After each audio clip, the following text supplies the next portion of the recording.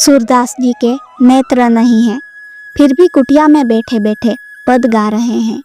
और उसी कुटिया के एक कोने में श्याम सुंदर बैठे पद सुन रहे हैं। श्याम सुंदर के नेत्रों से आंसू गिर रहे हैं। श्री गिरिराज जी में ऊपर श्री नाथ जी के मंदिर में जैसे ही मंदिर खुलने का समय आता, ठाकुर जी अपनी पीताम्बरी को पकड़ के दौड़ के जाते गिरिराज जी पे और गिरिराज जी में जाकर के खिड़की से भीतर जाते और ठाकुर जी खड़े हो जाते अपनी जगह पर। गोसाई जी ने मंदिर के कपाट खोल दिए। ठाकुर जी की सांस चल रही है, हाँफ रहे हैं ठाकुर जी, क्योंकि दौड़ के आए हैं। गोसाई जी ने कहा, ठाकुर जी आप हाँफ क्यों रहे हो? तो बोले, मैं सो गया था और मैंने सोते सोते एक ऐसा स्वप्न देखा, मैं तो घबरा गया। तो गोसाई जी बोले, कैसा सपना देखा आपने? तो बोले, मैंने ऐसा सपना देखा कि ये जो मधुमंगल श्रीधामा है ना, बोले हाँ, उन्होंने मेरा मुकुट पहन लिया, मेरी पीताम्बरी पहन ली और मुझे मंदिर से निकाल के खुद देवता बन के बैठे हैं। मैंने ऐसा सपना देखा। तो गोसाई जी ने कहा, ठाकुर जी ऐसी कोई बात नहीं है, सपना है। ठाकुर जी अब आरती करते हैं। तो जैसे ही गोसाई जी आरती करके मंदिर के कपाट बंद करके घर गए तो दोनों श्याम सुंदर खड़े हैं। किशोरी जी बोली, मैं सारी सच्चाई बताऊंगी गोसाई जी को। तो ठाकुर जी बोले, क्या बताओगी? तो बोली, ये बताऊंगी कि सब झूठ बोल रहे हो, ये सपना का जो आपने बहाना बनाया था ऐसा कुछ भी नहीं था। मुझे पता है आप कहीं खिड़की से निकल के जाते हैं किसी के पास, मुझे सब पता है, मैं गोसाई जी को बताऊंगी। ठाकुर जी श्री जी के चरण पकड़ रहे हैं कि श्री जी मत बताना, आप जो कहोगी वो करूँगा, पर मत बताना। किशोरी जी बोली, एक शर्त है। तो ठाकुर जी बोले, आप जो कहोगी वो करूँगा, आप बताइए क्या करना है? तो श्री जी बोली, कल से मैं भी चलूँगी आपके साथ जहाँ आप जाते हैं। तो ठाकुर जी बोले, ये नहीं हो सकता। तो किशोरी जी बोली, क्यों नहीं हो सकता? तो बोले, आप बड़ी करुणामयी हो, बड़ी दयालु है। मैं तो जाता हूँ, भक्तों से मिलता हूँ और आ जाता हूँ। अगर आप साथ चलोगी तो इनके दुखों को, कष्ट को देखकर सब कुछ ही दे दोगी उन्हें, इसलिए मैं आपको यहाँ अकेला छोड़कर जाता हूँ उनसे मिलने, आप मत चलो हमारे साथ। तो श्री जी बोली, कोई बात नहीं, मैं गोसाई जी को बता रही हूँ कि आप खिड़की से निकलकर कहीं जाते हैं। ठाकुर जी बोले, नहीं ले जाऊंगा तो श्री जी गोसाई जी को बता देगी, और अगर गोसाई जी को पता चल गया तो गोसाई जी आना जाना रुकवा देंगे, और अगर ले जाऊंगा तो ये सूरदास जी के दिन दुखन को देख करके उन पे कृपा करके आएगी। तो श्री जी बोली, मुझे ले चलो वरना मैं गोसाई जी को जाके बता दूंगी।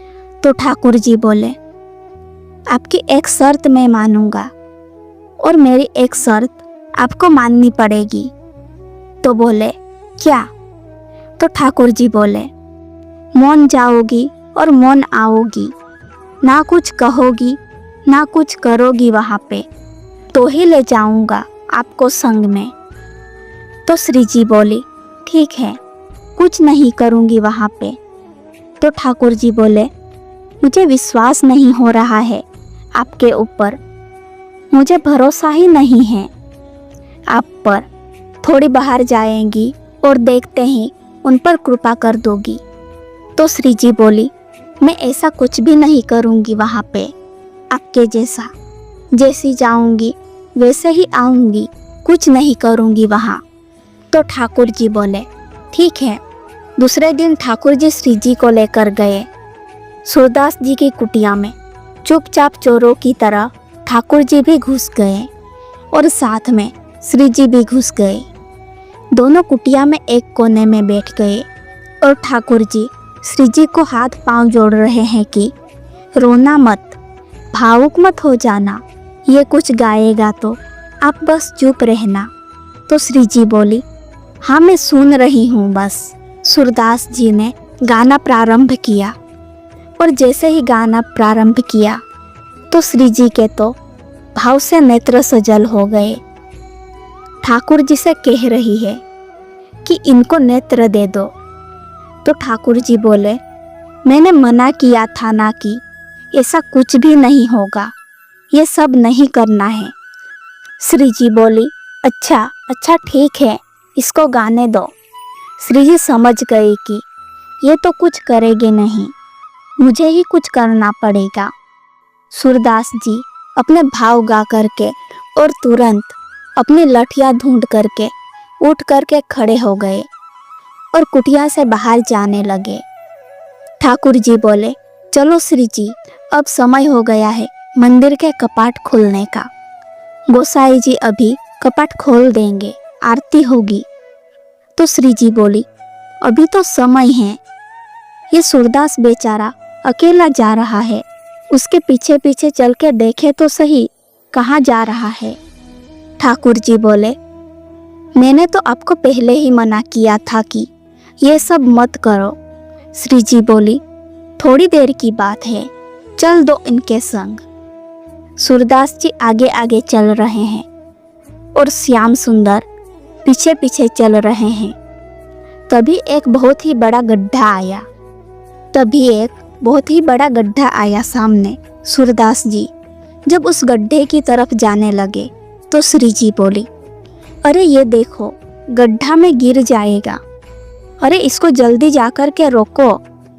ठाकुर जी कह रहे हैं, नहीं श्री जी, बिल्कुल नहीं, गिरने दो, अपने आप संभल जाएगा, आप बिल्कुल मत जाओ। अरे आप हो, बेचारा गिरने वाला है, लग जाएगी उनको। दोनों में ऐसी बात चल रही है। इतने में सूरदास जी गिर गए गड्ढा में। ठाकुर जी बोले, जल्दी चलो, मंदिर खुलने वाला है, समय हो गया है। तो श्री जी बोली, पहले इनको बाहर निकालो, ये जब बाहर आ जाएंगे तब जाऊंगी। ठाकुर जी बोले, मान जाओ, चलो श्री जी। श्री जी बोली, आप अकेले चले जाओ, मैं तो नहीं चलूंगी, इनको निकाल के जाऊंगी। अब श्री जी के बिना ठाकुर जी कैसे जाएं? ठाकुर जी बोले, मैं तो पहले ही मना कर रहा था कि मत चलो, आप मानती नहीं हो। मैं तो जानता हूँ ना आपको, ऐसी कृपा कर देती हो कोई पर भी। बोले, कोई पर भी?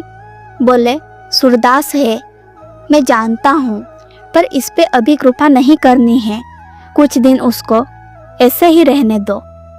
श्री जी बोली, मुझसे नहीं देखा जा रहा है, अब ऐसा है कि उस पे बिना कृपा किए गए तो श्रीनाथ जी के आधे नेत्रों में आंसू ही रहेंगे।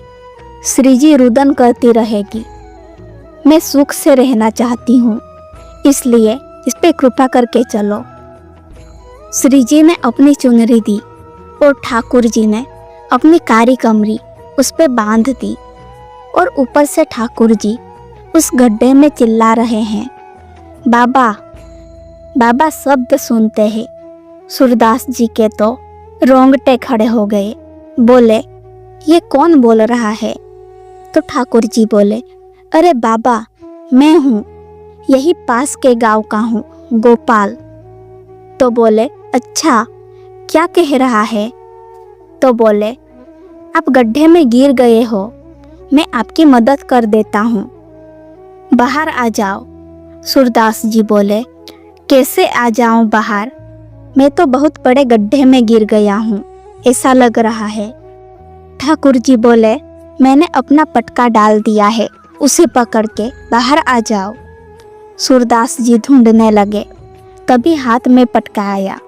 सूरदास जी ने जैसे ही वो पटका पकड़ा तो ठाकुर जी के पास जाते ही ठाकुर जी के श्री अंग की सुगंध, जो आज सुबह सुबह श्रृंगार के दर्शन में श्रीनाथ जी में जो इत्र प्राप्त किया था, उसकी सुगंध और काली कमरी की सुगंध एक सी है। सूरदास जी बोले, ये सुगंध तो सुबह सुबह गोसाई जी ने श्रृंगार के बाद ये इस पटका में से कैसे आ रही हैं? सूरदास जी समझ गए कि ये तो श्याम सुंदर ही हैं। बोले, आज छोड़ना नहीं है उनको, बड़ी मुश्किल से हाथ आए हैं, आज छोड़ना नहीं है। ऊपर आने लगे सूरदास जी। यहाँ ठाकुर जी श्री जी की चुनरी और कारी कमरी को पकड़ के सूरदास बाहर आ रहे हैं और ठाकुर जी और श्री जी खींच रहे हैं। सूरदास जैसे जैसे ऊपर आ रहा है तो बोले, आज भावुक नहीं होना है, आज तो चतुराई दिखानी है। जैसे ही सूरदास निकल के बाहर आए, जानबूझ करके सूरदास जी ने ऐसा नाटक किया कि मानो गिर गए हों और जोर से आगे की तरफ गिर गए और ठाकुर जी तो पीछे हट गए। श्री जी वहीं रह गई तो श्री जी के चरण में जाकर के गिरे और चरण पकड़ लिए सूरदास जी ने। और जैसे ही सूरदास जी के हाथों में श्री जी के चरण आए तो ठाकुर जी ने श्री जी का हाथ पकड़ा, जोर से खींचा, बोले, पीछे हटो। अब जब श्री जी पीछे हटी तो श्री जी के चरण के नुपुर सूरदास जी के हाथ में रह गए। सूरदास जी ने चुपचाप छुपा दिए। ठाकुर जी बोले, श्री जी जल्दी चलो, मंदिर खुलने वाला है, गोसाई जी अभी मंदिर के कपाट खोल देंगे। श्री जी चलने लगी तो बोली, श्याम सुंदर, मेरे एक नूपुर की ध्वनि नहीं आ रही है, कहीं गिर गई हैं। ठाकुर जी बोले, दूसरा दिलवा देंगे, चलो अब जल्दी। श्री जी बोली, नहीं, मुझे तो वही चाहिए। ठाकुर जी बोले, इसलिए नहीं लेके आ रहा था आपको, अब कहाँ गिर गया वो। और पीछे मुड़कर देखा तो सूरदास जी उस नूपुर को अपने कान के पास लेकर ध्वनि सुन रहे हैं उसकी, क्योंकि देख तो सकते नहीं। श्री जी बोली, देखो उस बाबा के पास है मेरी नूपुर, वही चलो। ठाकुर जी बोले, अब यहीं पर रहने दो, मैं दूसरी दिलवा दूंगा, अब चलो। श्री जी बोली, मुझे तो यही चाहिए। तो ठाकुर जी वापस सूरदास जी के पास गए और बोले, बाबा। तो सूरदास जी बोले, कौन है? तो बोले, मैं गोपाल, वही जिसने अभी आपको इस गड्ढे से बाहर निकाला। तो बोले, क्या बात है? बोले, मेरे संग मेरी सखी आई थी, उसका नूपुर गिर गया, आपने पकड़ के रखा है, वो आपके पास है, दे दो। सूरदास जी बोले, ये नूपुर? बोले, हाँ, ये नूपुर तो उसका है जिसने मुझे बाहर निकाला। तो बोले, बाबा मैं वही तो हूँ। तो बोले, मुझे क्या पता कि तुम वही हो, मुझे दिखाई तो देता नहीं। अच्छा एक काम कर, आपकी सखी का एक नूपुर तो मेरे पास है, दूसरा नूपुर उसके पास है, तो अपनी सखी को आगे आने को कहो और दूसरे नूपुर की पहचान कराओ। मैं छू करके देख लूँगा कि हाँ ये वही नूपुर है तो दूसरे पाँव में पहना दूंगा, और नहीं तो भैया कहीं मैंने आपको दे दिया और असली हकदार इसका आया तो मैं तो बड़ी विडंबना में फंस जाऊंगा। मुझे तो पता नहीं है असली कौन है। ठाकुर जी बोले, श्री जी ये बहुत चतुराई कर रहा है, उसको पता चल गया है कि आप ही श्री जी हो और ये दूसरा पाँव पकड़ लेगा आपका। श्री जी बोली, पकड़े तो पकड़ने दो, लेकिन आज ये नूपुर लेकर ही जाऊंगी। श्री जी को नूपुरों से कोई लेना देना नहीं है, पर जब से सूरदास जी को देखा है तब से यही चिंता कर रही है कि उस पे कृपा कैसे करूं। श्री जी आगे बढ़ने लगी। ठाकुर जी बोले, आपके पाँव पूंज रहा हूँ, पर पास मत जाओ, पकड़ लिया तो। फिर भी श्री जी चलती जा रही है। लो बाबा, दूसरे पाँव की नूपुर की पहचान कर ले। सूरदास जी ने दूसरे पाँव का स्पर्श किया। बांधी हुई नूपुर हाथ से छुई और नेत्रों से आंसू बह रहे हैं। श्री जी आपका दूसरा पाँव आगे करो, मैं पहना दूं।